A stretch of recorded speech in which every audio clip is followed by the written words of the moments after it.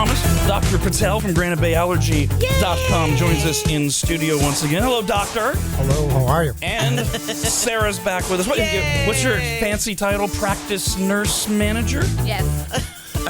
Does that mean you manage people practicing nurses? What does it mean? I don't know. You're the nurse manager of the practice. You manage the nurses? Oh, yeah. Yeah, I manage the one nurse we have. And Hey! All right. I'm a nurse and the practice manager. Outstanding. Well, thank you both I for being needed to back. throw that in there. We got a ton of questions for you. A lot of food allergy stuff and that kind of thing. But the thing that's on a lot of people's minds is the smoke. So one of the local stations, and it's not just Northern California, it's Northern Nevada. We're actually getting emails from a lot of our Reno listeners who want to talk to you about smoke. The impact of the massive wildfires are being felt across the two regions. The California Air Resources Board says if you can smell smoke, that means you're breathing it. And they say that wildfire smoke is particularly dangerous because of the particulate matter. It can actually get into your bloodstream. Is this all true or is this overblown? No, it's true. It is definitely true. It's smoke has not just short-term implications. It has a lot of long-term implications. The biggest thing is something called irritant-induced asthma. It's kind of like think of it like when you have a small irritant or something noxious for a long period of time that goes into your smaller airways. It causes a version of asthma that will last after the smoke. It causes asthma? Yeah. There's people think of asthma as one type of lung disease, but think of it as like multiple different asthmas. There's probably 15, 20 different subtypes. And this is one of them. Wow. So a lot of us hear these warnings about the air quality and go, okay, I've been breathing smoke my whole life. Yeah.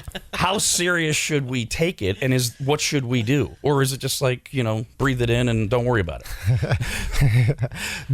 What is that? The Sam Malone philosophy? Yeah. If the problem... Ignore a problem, it'll go away. Exactly. Sam Malone from Cheers. Yep. See, I love you so much. Well, I mean, we grew up in the 70s, windows rolled up, both parents smoking. Hey, we're still here, so it has to be okay, doesn't it? Actually, I still do the old, roll up the window, roll down the window. Right. And Everyone under 30 is like, what does that mean? Why do you say that? is he rolling something? What's going on? So if you are a regular smoker, will it affect you less, or is it still super harmful because your lungs are already, used to smoking in, tobacco or, other things? Have you built up a tolerance to smoke if you're vaping or smoking? Or it compounds the problem. Oh, man. Ooh. So back to what, if anything, should we be doing? Yeah, so air purifiers are big, right? Air purifiers, you don't have to buy the $500 air purifier, but What if I want to? I mean, I want the fancy one. Yeah, bells and lights and that ion and UV, you don't need that. Just anything HEPA. Anything as a HEPA filter, you're good to go. The furnaces in your house, those filters are fine, say smoke, but they're not really going to get the smoke out. You can't people think, I put the HEPA filter on my furnace. You can't. One is it's too restricting, so you're not going to have the airflow. And that Title 22 California thing, actually. So your AC will work so hard, it'll suck down electricity to cool your house out. What about restricting outdoor activities? Is it okay to golf in this environment? Not when it's this bad. I mean, come now, on. as we were outside, we saw ash falling in front of us. So It is really bad the last few days in particular. And also, what about the fact that we've all been, if you're in Northern California, Northern Nevada, what are we on? 6 straight weeks of having, for the most part, some, if not really bad, smoke. There's a compounding effect, I assume, that could lead to some of the side effects or long-term effects that you're talking about. Yeah, correct. The board, how they have the 1 to 50 and then 50 to 100 and the zones. Those are pretty good. They'll say, for people who are at risk and people who are not at risk, all those this is a good guideline to go by, I would say, whether or not, if you're going to go, I'm going to go outside and run my 5 miles. Yeah, I'm pro exercise, but not when you're going to take down ash and smoke at the same time. I think yesterday we were at 153 on the AQI. You're saying 100 or lower is when you would tell people stay inside as much as you can? Or I'm sorry, go outside. 100 or lower, you're saying go outside. If you're not at risk. So under 50 obviously is fine. 50 to 100, I would say, yeah. Oh, no, I thought it was being an age. AQI, what was that, air quality index? Exactly. Yeah. But if it was 153 yesterday, it's probably the same day. You would advise me not to golf. Yeah, it's not ideal. And I know this is a triggering word for everybody, but is there a mask of any kind that will help you if you have to be like construction workers and things like? If you have to be outside to work, is there anything that people can do? I mean, wearing one of those respirator ones are better than not wearing one, but you're not going to make it all go away. Think about a fireman in a fire, right? They have an oxygen, they have a tank, and they have like a whole system in place not to inhale that smoke. And that kind of smoke is what we're inhaling, right? I mean, not that intense, obviously, but we are inhaling pretty intense smoke. Are smoke headaches real? There are people that say, "Oh, the smoke is giving me a headache." Is that real or is that psychosomatic? Well, I mean, if you get headaches, then you can have triggers from anything, right? So if you're getting headache, if you're migraines, right? Migraines have so many triggers. You can have smoke, can be light, can be smells, can be allergy, could be many different things. But what if you never get, like, quote unquote, you never get headaches, and then when the smoke shows up and it's really bad, you get headaches? Asking for a friend. Am I just a drama queen? No, not just. Your friend Is this my friend? Is this just from his childhood, where his mom used to say things like that? Well, so I would say a neurologist would know mostly, but You mean a psychologist? but She's working on other things right now.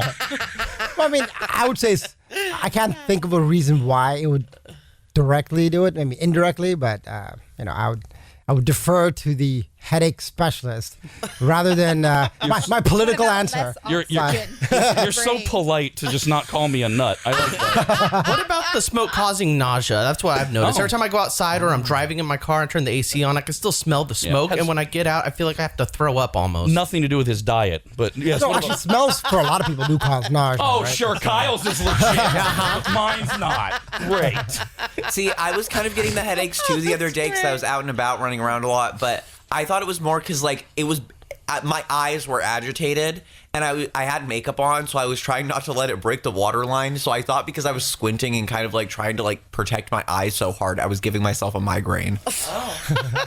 Indirect, Were right? very Indirect watery causes. this morning. Do what? My eyes were also very watery this morning. Is that smoke related? Yeah. Legit? Okay. Okay, cool. So what is it doing to someone? Because like on my way home, even when it's like this, you see ash come down. I will still see people running, getting their exercise in. They're crazy.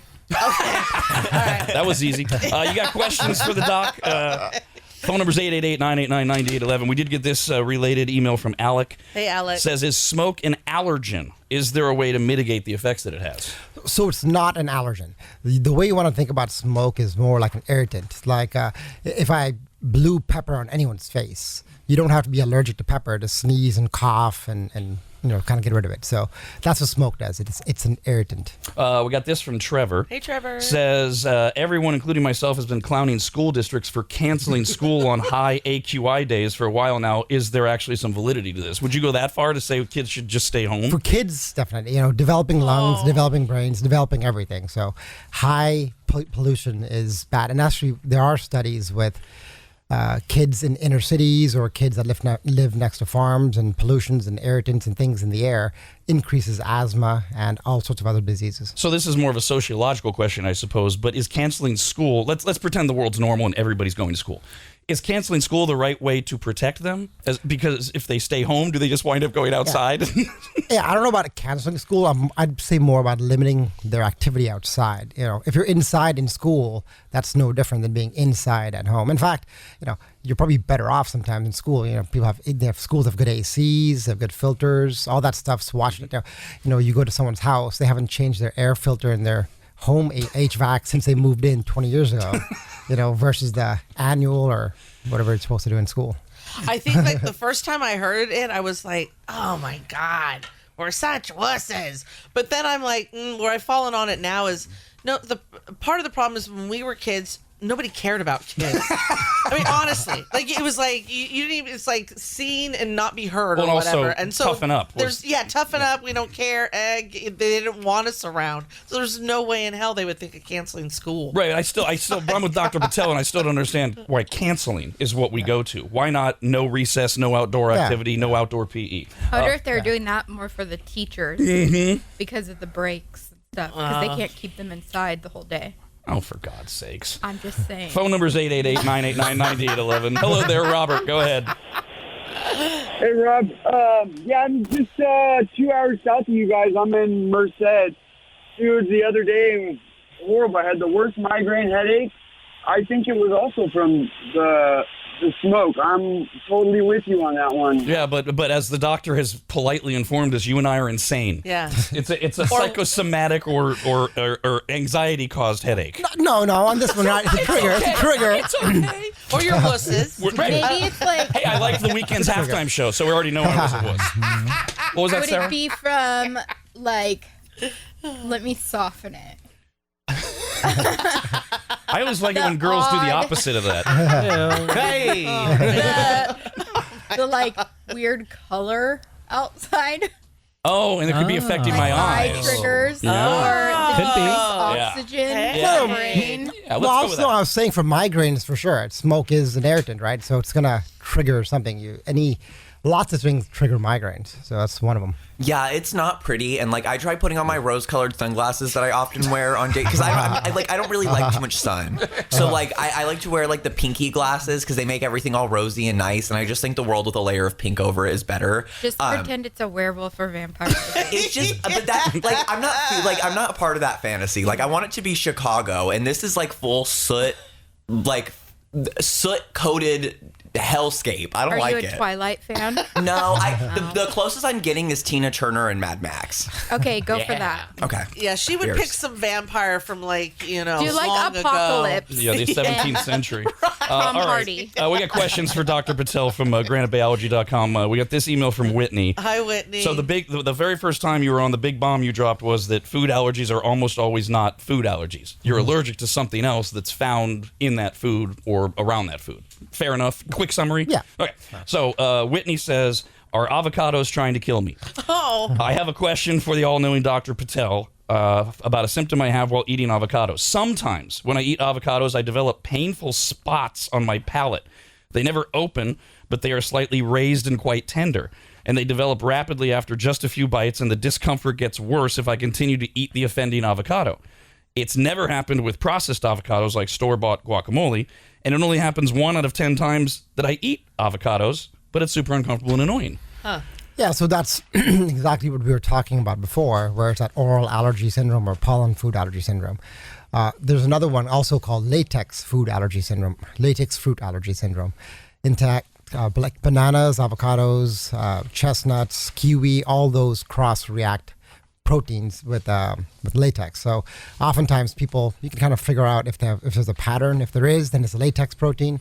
If not, it would be another different fruit allergy or a pollen food allergy syndrome. Why does it only happen like 1 out of 10 times in the case? Two things on that. One is the season matters. So if it's the cross-reacting pollens are high, so think about threshold. Let's say you have to hit a threshold of 100 to be symptomatic. And in the off season, let's say you're around 20 and then you eat some avocados, they bump you up 50, so you get to 70. In the on season, when you inhale a bunch of the same cross-reacting pollens, you're up at 70 all the time. Now you eat that avocado at 50, puts you up at 120. Now you're going to be symptomatic. So if you eat on season, you'll have more issues, or you'll tolerate less of the avocado. Is this the kind of thing that you could test for and figure out what it is that Exactly, is yeah. triggering that for her? And exactly, the other part is the eating part, or heating part. If you heat it, you denature those proteins or heat labile, and then you can eat them. Or process, same kind of a thing. So for me, going to Dr. Patel, I'm not allergic to gluten, which is awesome.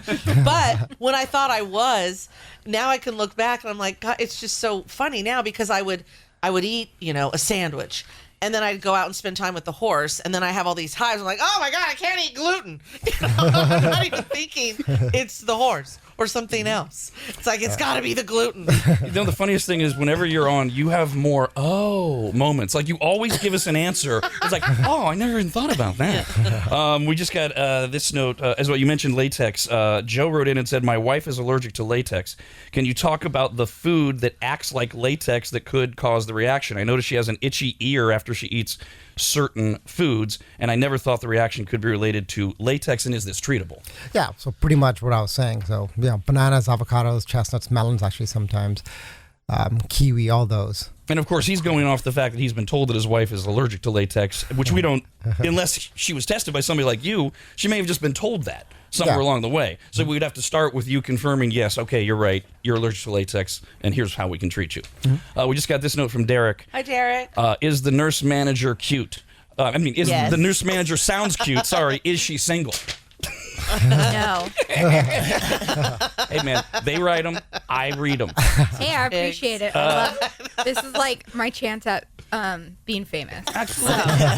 I accept it. Tiff wrote in and said, is a food sensitivity similar to or the same as a food allergy? When I eat garlic, I get super bloated, feel like crap, get a mild headache, get cotton mouth, which leads to extreme thirst, and I'm super lethargic for 24 hours. Raw garlic can make me feel like this for up to 72 hours. So I just stay away from it, but that means no Italian food. No, so food sensitivity and food intolerance, they don't activate the immune system. So those are more like guess and check. Kind of like, people who have lactose intolerance, right? They drink milk and then they have a lot of GI symptoms, things like that. So does she maybe have a more serious issue than she thinks she does? No, I mean, it could be just a sensitivity. Like, She's a vampire. See, I have also been under the impression that I'm allergic to avocado, but I have like a different storyline from that woman. Like, I had never reacted to it at all, and then I was in Indiana at my sister's house, and I'm like chowing down on guacamole, and then like cut to 5 minutes later, my entire face is swollen red, and like my lips are huge, and like I had to go to the hospital. What? Yes, this was a whole moment, and so I ended up being like, okay, I'm allergic to avocado. Now it's like once in a while, I'm a huge sushi whore. I get it every time I can, and there's a lot of cross contamination with avocado. So there are certain times where I'll eat sushi, and my boyfriend's also ordered something with avocado in it, and it like comes on the big tray, and my tongue gets a little itchy, but not always. Yeah.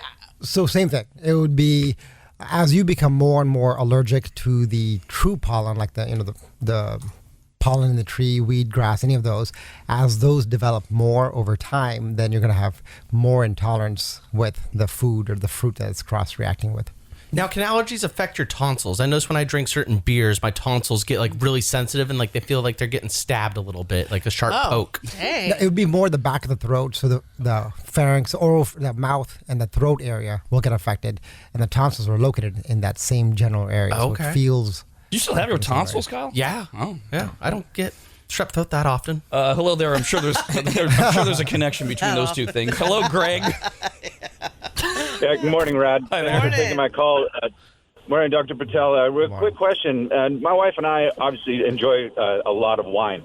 And over the last, year or two, when she drinks red wine in particular, like some of the darker blends, she has trouble sleeping at night. She'll wake up all of a sudden and not be able to go back to sleep. Is there a correlation between that and drinking wine? Well, sulfites are a big thing in wines. I myself, I love the Napa heavy cabs. So the thing about sulfites is that is also dose dependent. That's an intolerance. And Everyone's laughing There are- hysterically except Patel, who's getting through this with a straight face, because that's what we're all thinking. Yeah. so the part about that is if you find a vintage that is tolerated more than other vintages, you want to buy a bunch of those. So by the vintage, it's like you can have the same winery, same or a different winery, same year. It doesn't matter. It has to be each one. As you've probably gone through those tours, right? And they're like, every wine is a different take on it, different mold, different everything. So, In fact, no surprise with our audience, alcohol is always a big issue. Kristen says, I seem to have an issue when drinking beer, especially when it's draft. I can legit have one beer and I get a massive headache like I'm hungover. It's horrible. We had a guy call one of the times you were Yeah. on, same thing. And this could possibly be treated, and it's something else that's in the. It's not beer. It's something that's in there. Or, Could be, yeah. We also got this from John. I've been allergic to almonds, pecans, and walnuts, but not peanuts and pistachios. What would cause this? So that's oral allergy syndrome, and peanuts are actually they're a legume, right? So I always tell people concentrate on the first 3 letters, not the last 3 letters. So it's in that family, so the pea family, right? The legumes. For tree nuts cross-react with tree pollen.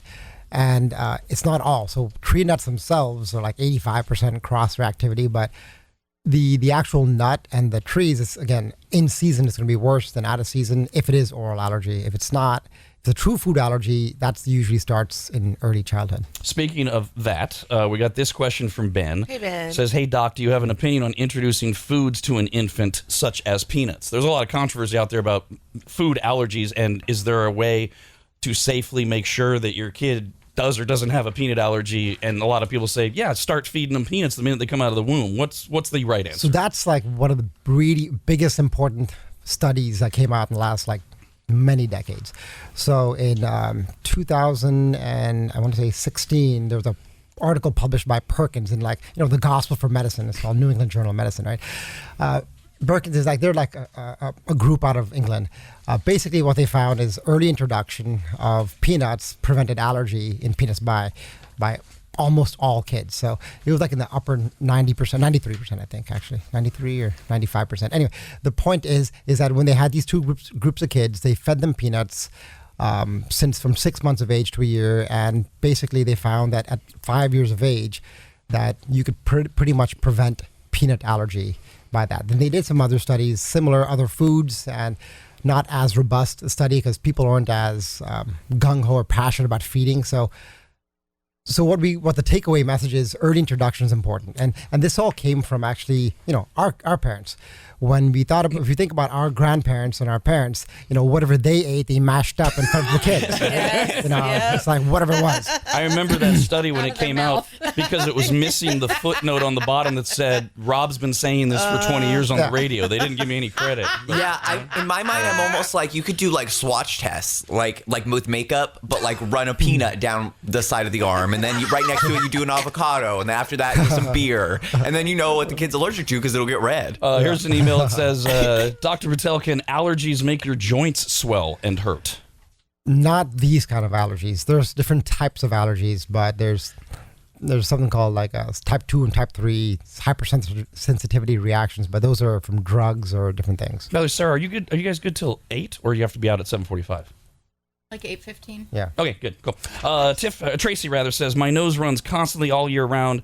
Doesn't matter what I take. Drops, sprays, oral medication, nothing works. My nose runs all day, every day. What should I do? That sucks. You have to identify what it is. A lot of times those end up being something in the house, like most of the times like animals or carpeting or dust mites, things like that. And let's go through real quick the process. So they can go to granitebayallergy.com. They can make an appointment right there online. Mm-hmm. And then let's quickly remind them of the process. Step 1 is what? After they make their appointment, they come in, and what happens? They meet with him. They go over their symptoms. They develop a treatment plan. They may or may not be tested that day. They get set up with additional testing. They come back for those appointments. That's the second round. Yeah. And then they have their follow-up with him, determine what they're allergic to, decide if there's further treatment or medication management, and then go on with that. Which is what happened to you, Brandon, and the determination was no treatment. Yeah, I don't need any treatment, but it was good to actually get the full panel done and figure out what it was that exactly were my allergies. And it's all manageable. It's all stuff that I could do with over-the-counter drugs. So thank you, Dr. Patel, for ruling out any serious allergies that need further treatment. Is that disappointing to you when you're like, yeah, there's nothing we can do Get for to you? keep Yeah. poking. No, I mean, a lot of times, people, if they come back and they're like, oh, it's like year-round allergies, and we're like, oh, it's dust mites, and then it's like, oh, I've been wanting to renovate my house. Now I have a reason, and you get rid of the carpet, and all of a sudden you're like, oh, I feel so much better. Wow. Man, we just had we inherited 2 cats from my mother-in-law when she passed away, and one of them has always had like a go to the bathroom, with their fun little urine, and it's sporadic, and he did it before when my mother-in-law had him. So we're like, okay, anywhere where there's carpet, we got to pull it out, and they put down different flooring. But oh my God, disgusting. Honestly, it doesn't even matter. I mean, we have good vacuums. The gal that cleans the house has good vacuums. They're like, it doesn't matter. It does not matter. This is what happens with carpet. And I'm like, I bet we're gonna feel even so much better from having the carpet out here, especially because since I'm allergic to animals, right? And all of that was. God, it's so gross if you could stay underneath your carpet. It's so gross. It is. It's like, oh my God. I never really minded carpets. I do now. Never again. And remember, if you missed it, the gal that cleans the house has really good vacuums. She says nonchalantly. How's the butler? Does the butler have good stuff? It's like a house cleaner that people have that comes in. We got, like someone that lives there. We got this one from Mike says, I have an issue with wood, I think. When I get hit in the head with a bat, am I allergic to the wood in the bat or something else? All right, now this one's a serious one, or this one's I'm fascinated to hear your answer. This is the story from a different Mike. It says, Dr. Patel, I'm in my mid-30s and I've lived my life by a pretty simple rule of thumb: Advil will fix it. About 2 years ago, I woke up with a major headache from drinking the night before, and I took an Advil and slammed some Gatorade on my way to work. An hour into my shift, one of my employees asked if I had gotten in a bar fight. I looked in the mirror, and I had a black eye, which he didn't have when he woke up. Couldn't explain it. And no, I wasn't in a bar fight. I was at home playing cards, blah, blah, blah, blah. Said it happened again a few weeks later. His doctor said it was possible that he could have developed an allergy to Advil or an active ingredient in Advil. And he said, don't take Advil and use Tylenol. The problem is Tylenol doesn't work. I would like to go back to my trusty old Advil. Is it really possible that after taking something nearly your entire life that you could just suddenly develop an allergic reaction to it? So 2 parts to that. One is, something you have taken your whole life, you can develop an allergy to later on. Wow. It's usually, in general, rule of thumb is you have to be exposed to it for airborne stuff, at least a year of inhalation before you become allergic to it. So, like we were saying before, if it's like roses and pretty things, pollens don't go in the air, you don't get allergic to it. The other rule of thumb is you have to have had it before. So for medications, you have like penicillin, let's say, you have to have it at least once before to develop allergy to it, and then when you're exposed to it again. Now, this, without knowing more details, it's unlikely to be an allergy. Allergies don't cause like a bruising or black eyes kind of a thing, right? So they're more of for things you ingest or inject, it's systemic. So it's going to be whole body, like hives or other things. So could he be having a reaction physically to something that's in the... Because he's relating it to the Advil. Is he right to make that connection? There's different things that... It could be what the Advil's doing. There's different... You'd have to know more details about how new it came on, how quickly it comes on, when's the very first time. There's other things that this points to that should really be looked at. And if this is all brand new onset, like in the last several weeks or months, then it is concerning for some other processes. So it could be a serious thing that he should definitely pursue. Yeah, especially if it's new. If it's been happening for years, then, if something's been going on for years, you can kind of rule out bad things, right? Like cancers and things like that. You'd be either dead, right? So if you're just alive from something that's been going on for years, then you're like, all right, that's good. I can rule that stuff out. All right, we got this email from Martin. Hi, Martin. I cannot pronounce this, Doc. Could Dr. Patel tell me why exactly I contracted mastocytosis? Mastocytosis. Yeah. Okay, sure. My body creates too many mast cells, but as far as I know, I'm not allergic to anything. Whoa. Yeah, so that is, it's an immune problem. And that cell, the background on those is like mast cells, eosinophils, all those cells, like, thousands of years ago were there to kill off what we did. We ate a lot of parasites, right? We ate, rancid meat, fridges, all that stuff. So good those times. are there now. Yeah, good times, right?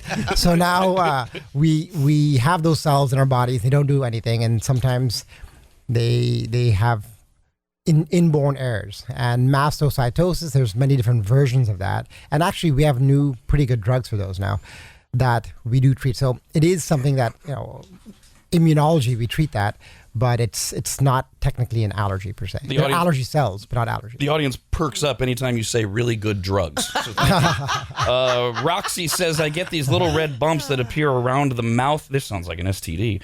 Around the mouth area and under my nostrils. I'm pretty sure it's an allergy, but I really don't know. Can Dr. Patel help? I've been having this problem since fall of 2019.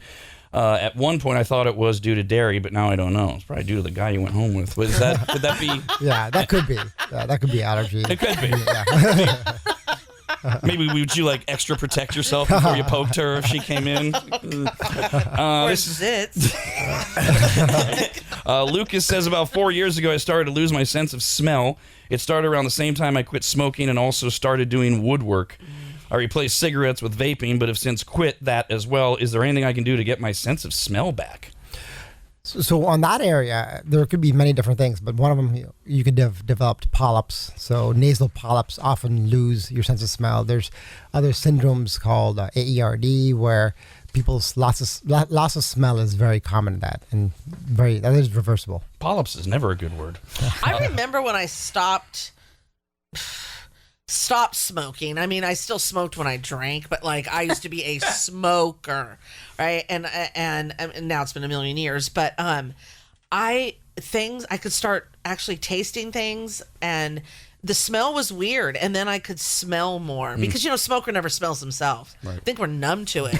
So I kind of feel like that happens if you smoked for so long, and then you eventually can smell better. We're with Dr. Patel and Sarah from GraniteBayAllergy.com. Hello there, Mary. Hi, I just wanted to say that I've done 1 day of my rush treatment, which is when you get 18 shots in 1 day. And it's not bad. It's not hurtful. It's not really uncomfortable. You have a little bit of itching on your arms for the next couple of days, but other than that, it's fine. I have 3 more days to go, and then I'll be treated for that. But you're there all day. They have it very comfortable there. Yeah. I brought my computer, did some work, and just got my shots for the day. And I just want to say it's really not scary or anything. That's that thing that freaks people out when they hear the needles and stuff. And did you're weird, Dawn, but you probably liked it. But did it bother you at all? Well, I haven't had that yet, right? That's You where haven't had the rush. Okay. Yeah, Gary has, and I was. That's her husband. Yeah, and you're there. It's like you're there all day, and he could work and has a whole setup, and he's like, "Hey, want to come for lunch?" And I wasn't sure what to expect, and I was like, this is cozy. You could nap. It's that they make it so. There's no way I wouldn't nap. Yeah, same. When I finally get that done, that you will hear me snoring. That is exactly what's. How did you describe it last time? Was it like a koosh ball or something? You were hoping is how they feel the little pokes to get people to not be afraid of the poking that they're going to feel. You had some great analogy, but I don't remember what the hell it was. Do you remember how would you describe it? That's right. If somebody said to you today, "What's this going to feel like?" All these needles going testing? in. Yeah. That's the skin testing. Yeah, right, yeah. right. Yeah. Anything to diffuse people from not pursuing this treatment. So the skin testing's pretty simple. Yeah. The first part is it's like a stamp pad, but it just goes to the very top layer of skin. So it's not even like a prick. Yeah. So non-dramatic people are not going to jump or be reactive to it. No. Perfect. Yeah, no, it was. I mean, that part was fine. I mean, if you're dramatic, you're dramatic. You're right. Right. And yeah. I mean, we've had those. I'm sure. Sorry. Yeah, I got poked somewhere. Yeah, Brandon. She poked me somewhere where she's like, "Oh, right where I just poked." She was wondering what I would do. She's like, "This is where people could get dramatic," and I was like, "No, I just felt a little dip, and that was it." The second Yeah. step is a little more invasive, where if you've had a TB test, it feels like that. It's an intradermal, so it's a needle, and it does go into the layer of skin, but it's still not like it's not like you're getting a catheter. Right. Yeah, no, it's fine. It's annoying at best. Yeah. And it's like if you ever got a tattoo, it's like a tenth of that type of Yeah, pain. I was gonna say way Perfect. less than Yeah, that. it's like a little boop. Perfect. It's nothing. Donald wrote in and said, "I've never had allergies until moving to Reno. Once a year in late September, early October, I get allergies so bad I've ended up with bronchitis from it. I've taken a Kenalog shot. which was the only thing that helped, but it dried up my joints terribly. All over-the-counter meds do not work for me. Are there any options, or am I just allergic to Reno? Usually people feel better when they move to the desert, but there are allergens, obviously, in the desert too, or around there. Well, there's tons of sage in that area. Yeah, exactly. I was going to say sage and all that. Now, for that, it would be allergy shots, right? If he was allergic to that, which it sounds like he may be, allergy shots would get rid of the allergy so you don't have to keep getting Kenalog shots, which is not ideal to steroids, right? And long-term steroids are bad. Once you get to that phase where you've decided, yes, we can treat this through allergy shots, it's not like for people that are 40 and over what it was when I was getting an allergy shot every week for 7 years, the old school, this is the way we're going to get the antigen into you. You're hoping to see results, initial results 3 months, and then really good results after a year. Is that fair? No, it's usually 50% improvement in like 6 to 12 months is kind of after you reach maintenance, right? You reach maintenance on the rush within 2 months. So usually within 6 to 12 months in general, you're going to have a sizable improvement. And whereas with your husband, Dawn, he did notice at 3 months. A little bit. Yeah. Yeah, but letter writer, if your joints are getting dry, maybe try putting them in a tighter, more vacuum sealed kind of bag or jar. We got this from Carly. It says, I used to drink a lot of wine. After I got pregnant, I totally stopped while pregnant and nursing. After probably 2 years, I went to have a glass of red wine, and after half a glass, I threw up every 30 minutes for 12 hours. Oh. Does this happen often with pregnancy when cutting something from your diet? Can I retrain my body, or should I just avoid wine forever? Wow. So pregnancy changes everything. It is who knows which way it goes. Some things get better, some things get worse. It's the rule of threes, right? A third better, a third worse, and a third no change, but hard to know. Is it treatable? If could it change her body to the point where now she's suddenly allergic to something that's related to what's in the red wine? So that wouldn't be allergy. In general, you could think of allergy as if it's going to happen, 80% within half an hour, remaining 20% within 2 hours. And even if something happened, all effects would be gone within 24 hours. So if anything lasts more than 24 hours, think of something else. This is more of a physiological change that occurred within her, maybe? That's what I'm thinking. It's something different, or again, intolerance. Maybe it's just that wine too. Maybe she's trying different wines. I don't know. This isn't allergy related, but it reminds me when you were saying like how everything changes, for being pregnant. Rob and I when we worked up in Tahoe, there was a receptionist there. And I never thought she was fat, but she got pregnant. And after she had her child, best shape she's ever been in her life. And it really remember, she was like, she got in great shape. And she's all, I was never able to get in this kind of shape beforehand, which was so strange. It's like, that's amazing, because usually, the opposite happens, right? The opposite, exactly. But breastfeeding, I think it's 500 calories a day is burnt in breastfeeding. So but she was eating better and working out, but she had done that beforehand, before she'd ever got pregnant. But she would just kind of stay the same. And she's like, I don't know what happened. And of course, it made everyone else mad. When I was pregnant, same thing. It's like, I felt like crap, but I was looking great. Damn, this is great. James says, every time I drink alcohol, even if it's just a sip, my whole face goes numb. I get horrible stomach cramps and pour sweat. It doesn't matter if I drink beer, whiskey, vodka, but when I was younger, I could drink as much as I wanted. Stop. Just stop. It's just somebody telling me. It's a sign. Find another outlet, another vice, another way. Trying to go back to when you were younger. It's not going to happen. True. Although, that's an extreme one that you used to be able to drink. Now you have a sip, you're turning into that. Yeah. Most insurance plans accepted? Yes. All right, GraniteBayAllergy.com. Thank you guys so much for being here, Dr. Patel and Sarah. We always appreciate it. Emails rad@radradio.com. We'll have you back. I know, you're looking at the clock like, what? It's 8 o'clock already? I know. It flies by. It flies by. Fun.